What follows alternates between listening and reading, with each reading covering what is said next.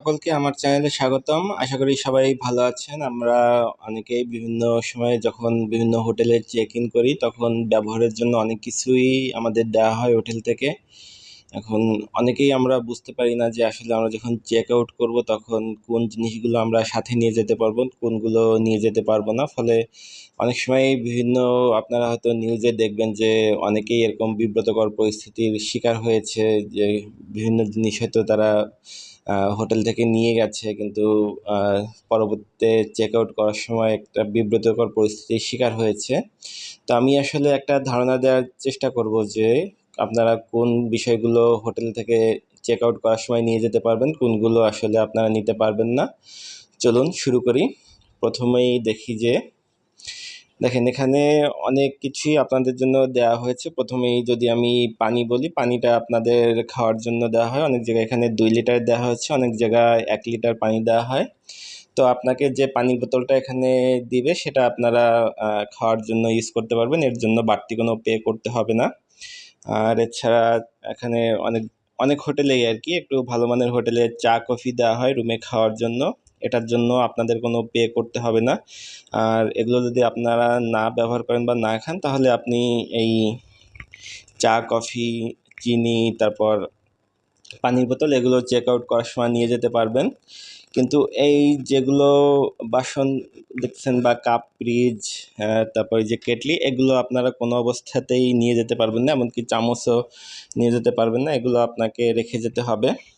আর অনেক জায়গায় দেখবেন যে এরকম ফ্রিজ থাকে, ফ্রিজের মধ্যে অনেক জিনিস থাকে, বিশেষ করে কোল্ড ড্রিঙ্কস টাইপের, কোল্ড ড্রিঙ্কস, এবং অনেক জায়গায় অনেক হোটেল চিপস, বিস্কিট এগুলো রেখে থাকে।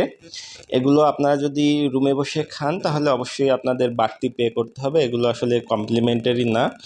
আপনাদের খাইলে ফ্রিজের মধ্যে বিশেষ করে যেগুলো থাকে কোল্ড ড্রিঙ্কস, ওগুলো আপনাদের পে করতে হবে। আর এছাড়া আপনাদের অনেক সময় দেখি যে অনেক সময় এই যে টিভির রিমোট বা এসির রিমোটও অনেকে নিয়ে যেতে চান, কিন্তু এগুলো আপনারা কোনো অবস্থাতেই নিতে পারবেন না। নিতে গেলে অবশ্যই যদি ধরা পড়েন তাহলে একটা বেইজ্জতির মধ্যে পড়বেন। আর এছাড়া দেখেন যে বাথরুমের মধ্যেও অনেক জিনিস দেওয়া থাকে।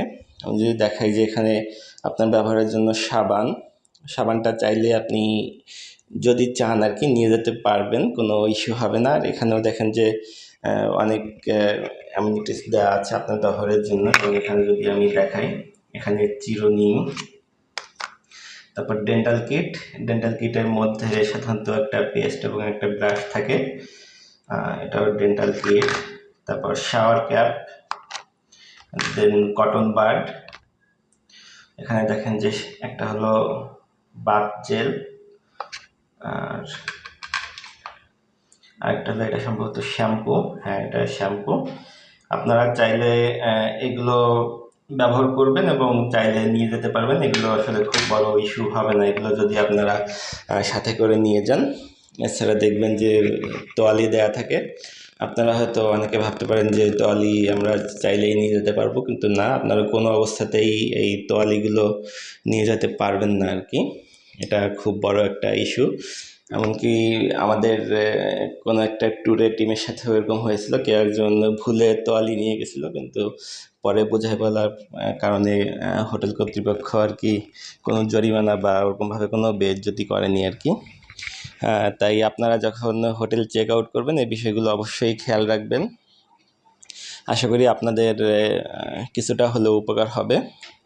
আমার ভিডিও যদি ভালো লেগে থাকে তাহলে আমার চ্যানেলটা যদি সাবস্ক্রাইব করেন তাহলে খুশি হব। ভালো থাকবেন।